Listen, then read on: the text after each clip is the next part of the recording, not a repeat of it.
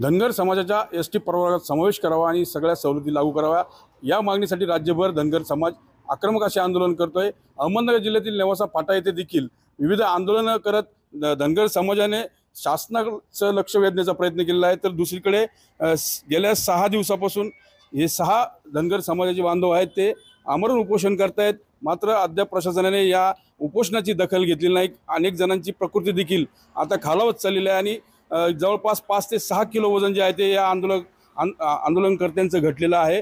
रोज वैद्यकीय तपासणी त्यांची सुरू आहे। मात्र प्रशासकीय अधिकारी किंवा लोकप्रतिनिधी या उपोषणाकडे फिरकले नाही असा आरोप देखील या उपोषणकर्त्यांचा आहे।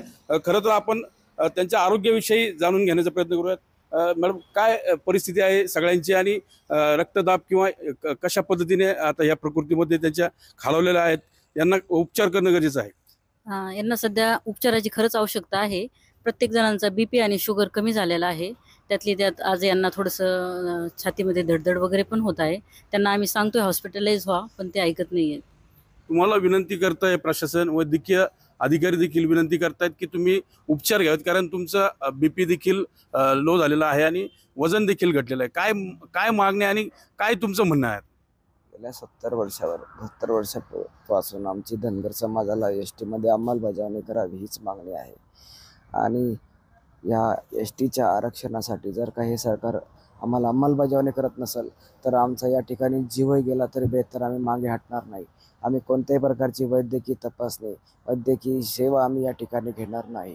आज या प्रशासनाने कोणत्याही प्रकारची मंत्री असू द्या किंवा आमदार खासदार असू द्या, या जिल्ह्यातील कोणत्याही नेत्यांनी आमची दखल घेतली नाही। हा खूप आमच्यासाठी शोकांतीचा प्रश्न आहे। गेल्या 7 दिवसापासून बघताय साहेब, आमचे हे जे मल्हार माळवे आहे हे 7 दिवसापासून यांनी काही खाल्लं नाही। आज यांचे 5-5 किलो वेट कमी झाले साहेब। आमच्या जीवाला काय वाटत असेल आम्ही सांगू शकत नाही या गोष्टीला। पुढचं काय असणार, दिशा कशी असणार? जर या सरकारने आमची दखल घेतली नाही तर आम्ही 2 दिवसामध्ये आम्ही जलसमाधी घेऊ आणि याला संपूर्ण जबाबदारी हे सरकार राहतील, एवढंच मी तुम्हाला सांगू इच्छितो।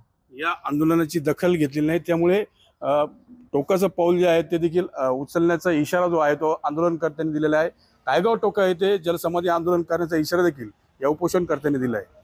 मनोज गाडेकर, TV9 मराठी, नेवासा, अहमदनगर।